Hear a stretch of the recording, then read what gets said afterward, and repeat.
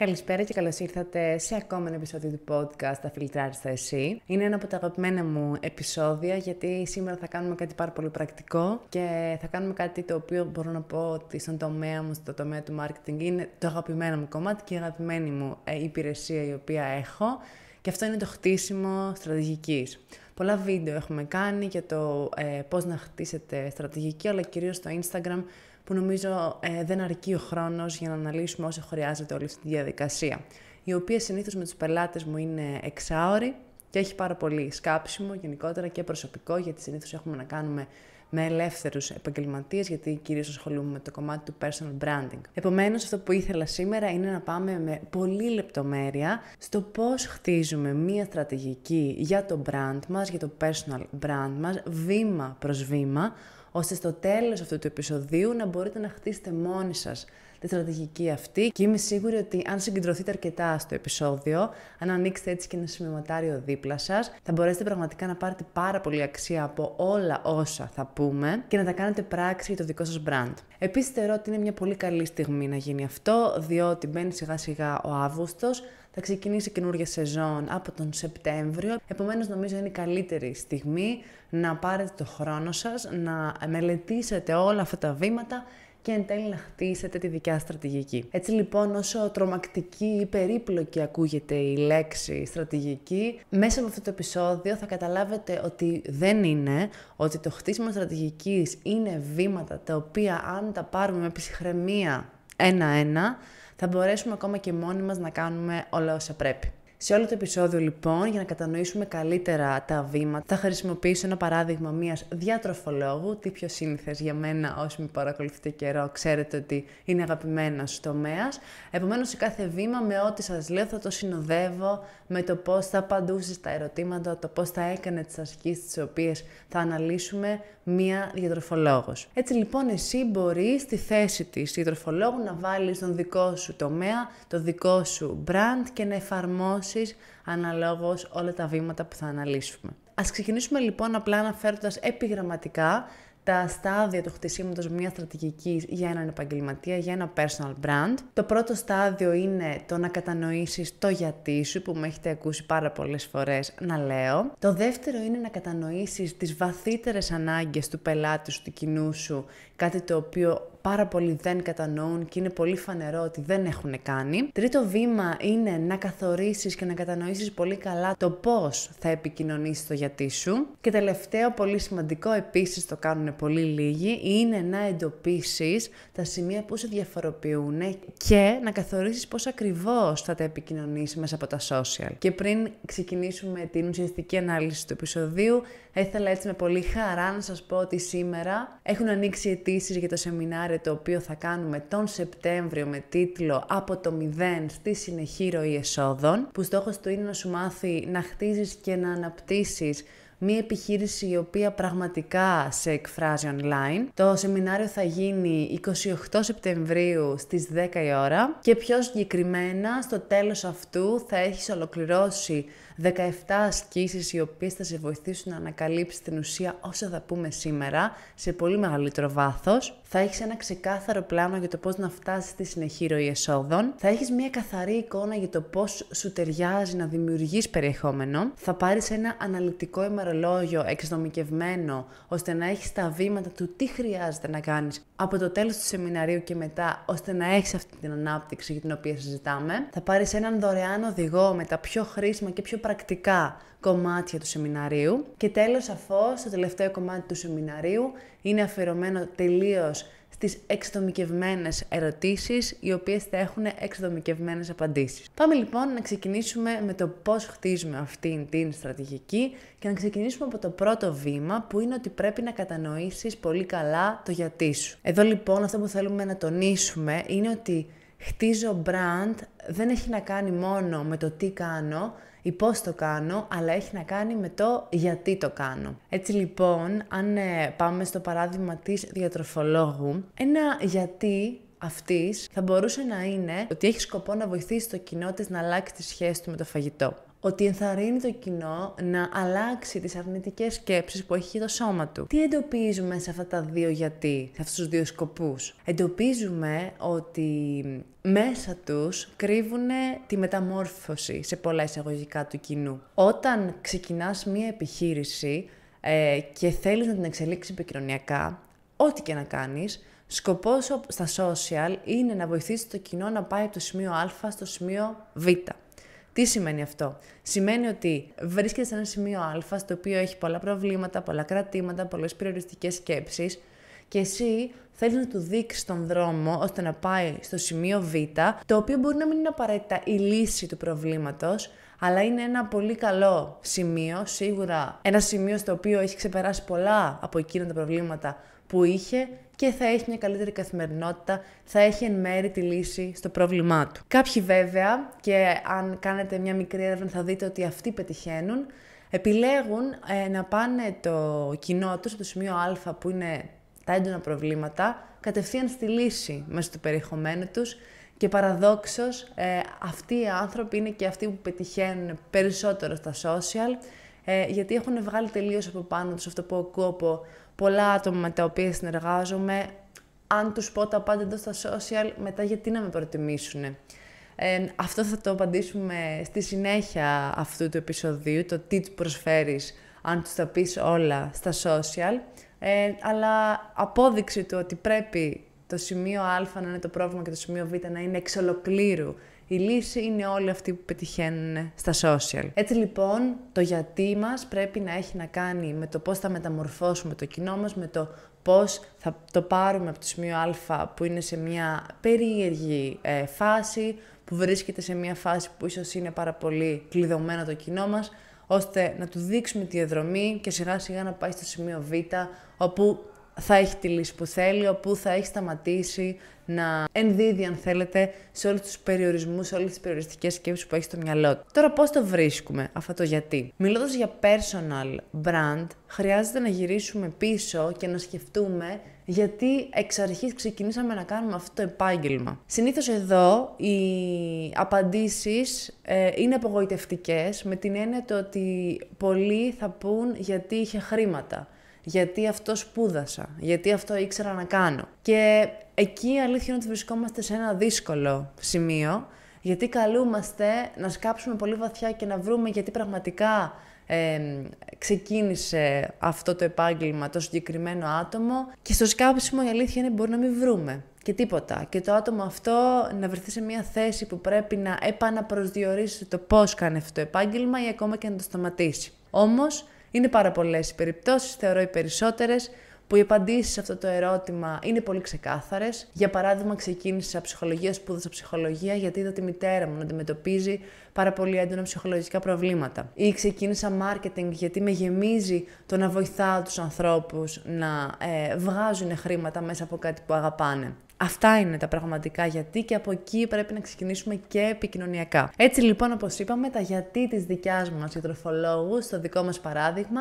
είναι ότι θέλει να βοηθήσει το κοινό της να αλλάξει το πώς σκέφτεται το φαγητό, να αλλάξει τη σχέση του με το φαγητό και επίσης να το βοηθήσει να επαναπροσδιορίσει τις αρνητικές σκέψεις που έχει για το φαγητό και για το σώμα του. Και πάμε στο δεύτερο βήμα, που είναι να κατανοήσουμε τις βαθύτερες ανάγκες του κοινού. Αυτό είναι κάτι το οποίο το αναλύουμε σε πολύ βάθος στο σεμινάριο, γιατί είναι κάτι που δυσκολεύει πολλούς, είναι κάτι που δεν συζητιέται συχνά στα social, οπότε είναι δύσκολο να βρεις και δωρεάν, αν θέλετε, περιεχόμενο γύρω από αυτό. Και είναι κάτι δύσκολο. Είναι ένα βήμα παραπέρα. Ξέρουμε πολύ καλά ότι ό,τι είναι δύσκολο και μας κάνει έτσι λίγο να πιεζόμαστε, το αποφεύγουμε. Επομένως, με πρακτικές ασκήσεις θα δούμε στο σεμινάριο πώς βρίσκουμε αυτές τις βαθύτερες ανάγκες και πώς τις εντάσσουμε στο περιεχόμενό μας. Οι βαθύτερες ανάγκες έχουν να κάνουν με το να κατανοήσουμε γιατί το κοινό χρειάζεται τη βοήθειά μας. Δηλαδή, όπως είπαμε στο παράδειγμά μας, αυτή η διατροφολόγος έχει ως σκοπό να βοηθήσει το κοινό να επαναπροσδιορίσει τις αρνητικές σκέψεις που έχει για το σώμα του. Ποια βαθύτερη ανάγκη όμως καλύπτει αυτό? Γιατί είναι τόσο σημαντικό για το κοινό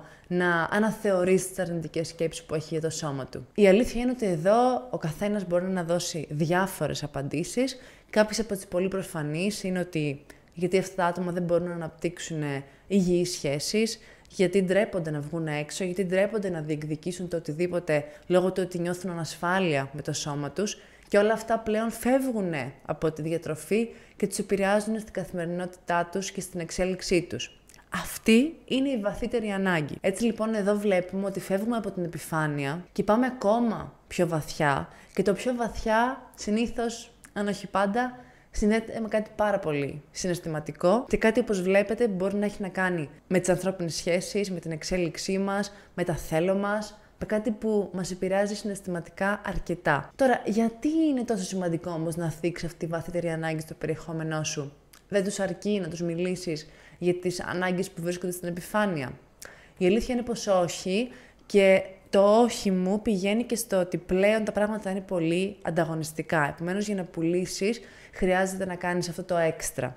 Και αυτό το έξτρα για μένα είναι να μιλήσεις για τις βαθύτερες ανάγκες και όχι απλά για την επιφανειακή ανάγκη. Αυτό λοιπόν που κάνεις όταν θίγεις τις βαθύτερες ανάγκες είναι ότι χτίζεις μια πολύ πιο βαθιά σύνδεση με το κοινό σου και το κάνεις να καταλάβει ότι το καταλαβαίνεις, που είναι το α και το ω, για να του τραβήξει την προσοχή. Είναι πολύ διαφορετικό ένας διατροφολόγος να εντοπίζει τις ανάγκες του κοινού που έχουν να κάνουν με το επάγγελμά του. Προφανώς, π.χ. έχω μια διατροφική διαταραχή, και είναι πολύ διαφορετικό ένας διατροφολόγος να καταλαβαίνει τις δυσκολίες και τους στόχους του κοινού του και το πώς το ότι δεν έχει λύσει το συγκεκριμένο πρόβλημα το κοινό του το εμποδίζει από το να κάνει όλα αυτά που θέλει στη ζωή του. Νομίζω καταλαβαίνουμε ότι η δύναμη και η επίδραση που έχει αυτό στο κοινό είναι πολύ μεγαλύτερη. Και πάμε στο τρίτο βήμα, και αυτό είναι το πώς όλη αυτή την αξία, αυτές τις ανάγκες, τις βαθύτερες ανάγκες, θα τις επικοινωνήσεις στο κοινό σου. Η αλήθεια είναι ότι στην αρχή μας θεωρούμε ότι πρέπει να είμαστε παντού. TikTok, Instagram, Facebook, LinkedIn, newsletters, ιστοσελίδα, podcast, YouTube, τα πάντα όλα. Η αλήθεια όμως είναι επίσης ότι σε κάποιους από εμάς ταιριάζουν πολύ συγκεκριμένα πράγματα. Τι θέλω να πω? Εγώ προσωπικά, αν έχετε μπει στο TikTok μου, δεν είμαι φτιαγμένη για να γύρω TikToker σε καμία περίπτωση. Δεν μπορώ να ακολουθήσω τον τύπο περιεχομένου που χρησιμοποιείτε στο TikTok. Σε μένα ταιριάζει κάτι πολύ πιο εκπαιδευτικό, όπως είμαστε εδώ, που σημαίνει YouTube, σημαίνει Instagram, σημαίνει podcast, σημαίνει LinkedIn, αλλά σε καμία περίπτωση TikTok. Επομένως, το πρώτο βήμα για μένα για να ορίσεις τι σου ταιριάζει είναι να αποφασίσεις τι δεν σου ταιριάζει. Και αυτό δεν είναι μια δύσκολη απόφαση, γιατί οι περισσότεροι τείνουν να πηγαίνουν στον τομέα τους, δηλαδή, και να λένε αφού όλοι οι διατροφολόγοι του TikTok θα πηγαίνουν καλά, πρέπει και εγώ να κάνω TikTok. Όμως, αυτή η απόφαση δεν θα πάρθει με βάση το τι κάνουν οι υπόλοιποι στο τομέα σου. Αυτή η απόφαση θα πάρθει με βάση εσένα, με βάση το ότι ταιριάζει σε εσένα. Όπως είπα λοιπόν, κάνεις focus στα προσωπικά σου χαρακτηριστικά, στα προσωπικά σου δυνατά σημεία και με βάση αυτό επιλέγεις την πλατφόρμα που σου ταιριάζει. Αφού λοιπόν επιλέξεις την πλατφόρμα, έρχεται η συζήτηση του ποιο περιεχόμενο σου ταιριάζει. Και πάλι η λήψη της απόφασης θα γίνει με προσωπικά κριτήρια. Γιατί?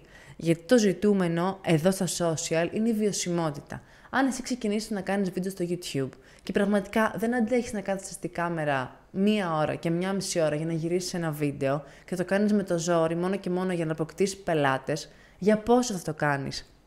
Για 3 μήνες, για 4 μήνες, για 1 χρόνο? Κάποτε θα σταματήσει. Οπότε καταλαβαίνεις λοιπόν, αυτός που πραγματικά επιβιώνει και αυτός που μακροπρόθεσμα θα έχει την επιτυχία που θέλει και θα πετύχει σιγά σιγά τους στόχους που έχει θέσει, είναι αυτός που εμφανίζεται με συνέπεια και με πρόθεση. Και αισίως φτάνουμε στο 4ο βήμα της στρατηγικής, που αυτό μέσα στην στρατηγική μας μπαίνει ως κατευθυντήρες γραμμές και θα εξηγήσουμε τι εννοούμε.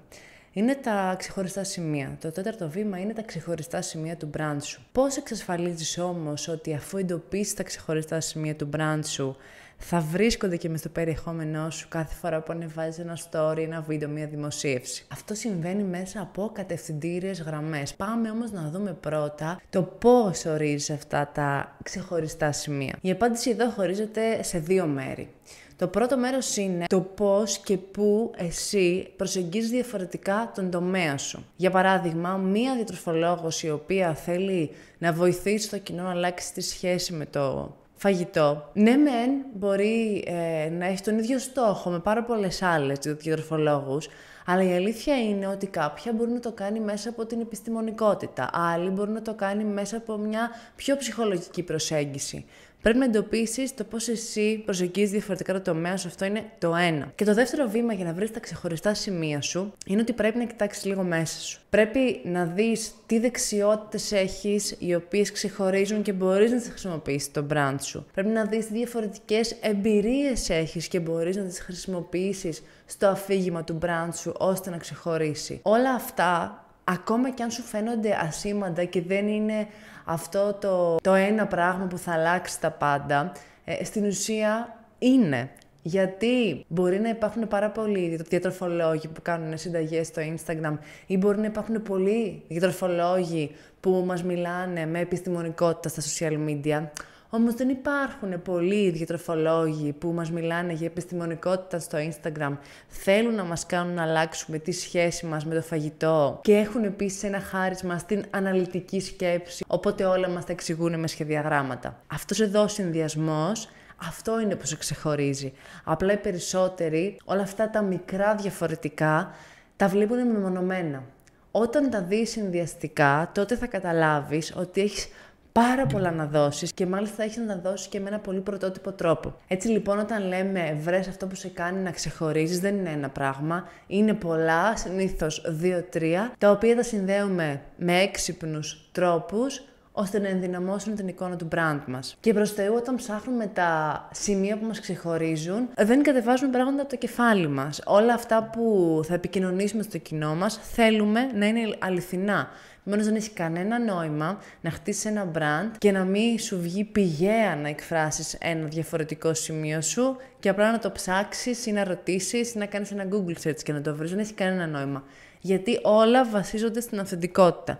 Και η αυθεντικότητα αυτή γυρνάει στο ότι για να πουλήσουμε πρέπει να είμαστε αυθεντικοί στην κάμερα. Η ενέργειά μας πρέπει να είναι αυθεντική. Οτιδήποτε πέρα από αυτό δεν θα λειτουργήσει και αν λειτουργήσει θα είναι εφήμερο, δεν θα αντέξει για παραπάνω από 2 χρόνια, 3 χρόνια max σε όλο αυτό. Επομένως, δεσμεύσου στο να πιεστείς στην αρχή όταν χτίζεις τη στρατηγική σου, ώστε όλα αυτά που εντοπίζεις να είναι αυθεντικά και αυτά να χτίσουν επικοινωνιακά το brand σου. Και για να κλείσουμε το επεισόδιο, ελπίζω λοιπόν όλα αυτά τα βήματα να ήταν ξεκάθαρα σε σένα. Σε ενθαρρύνω, άμα το έκανες ήδη, να γυρίσεις πίσω στο επεισόδιο, να το ακούσεις ξανά με ένα σπιματάριο δίπλα σου και να σημειώνεις ό,τι σου βγαίνει όσο ακούς το επεισόδιο. Πάμε να κάνουμε όμως μία σύνοψη όλων των παραπάνω, γιατί η αλήθεια είναι ότι αναλύσαμε αρκετά σήμερα. Το πρώτο βήμα ήταν να κατανοήσεις το γιατί σου. Να κατανοήσεις γιατί υπάρχει το brand σου, γιατί ασχολήθηκες εξ αρχής με τον τομέα αυτό και πώς βοηθά το κοινό σου. Το δεύτερο βήμα ήταν να ορίσεις τις βαθύτερες ανάγκες. Να καταλάβεις δηλαδή ποιες είναι οι κρυμμένες ανάγκες του κοινού σου και ποιες είναι και οι επιθυμίες του. Το τρίτο βήμα ήταν να καθορίσεις το πώς θα επικοινωνηθούν όλα αυτά και εδώ μιλήσαμε για είδη περιεχομένου και πλατφόρμες. Πρέπει να επιλέξεις τα είδη περιεχομένου και τις πλατφόρμες σου. Και το τελευταίο βήμα, το τέταρτο, ήταν να τονίσεις τα μοναδικά σου χαρακτηριστικά. Και εδώ δώσαμε αρκετή έμφαση στο ότι η φράση μοναδικά χαρακτηριστικά δεν είναι απαραίτητα ένα πράγμα που θα σε ξεχωρίσει, αλλά είναι ο συνδυασμός πολλών. Και να σας θυμίσω και πάλι ότι από σήμερα έχουν ανοίξει οι αιτήσεις για το σεμινάριο από το 0 στη συνεχή ροή εσόδων, το οποίο στόχο έχει να σε βοηθήσει να χτίσεις και να αναπτύξεις ένα brand το οποίο πραγματικά σε εκφράζει. Θυμίζω ότι θα γίνει στις 28 Σεπτεμβρίου στις 10 η ώρα το πρωί, είναι Σάββατο. Θα βρεις την αίτηση στο Instagram μου, στο bio μου ή και στην ιστοσελίδα μου. Για οποιαδήποτε άλλη λεπτομέρεια χρειάζεσαι, εννοείται μου στέλνεις ένα μήνυμα ή ένα email και εμείς τα λέμε στο επόμενο επεισόδιο.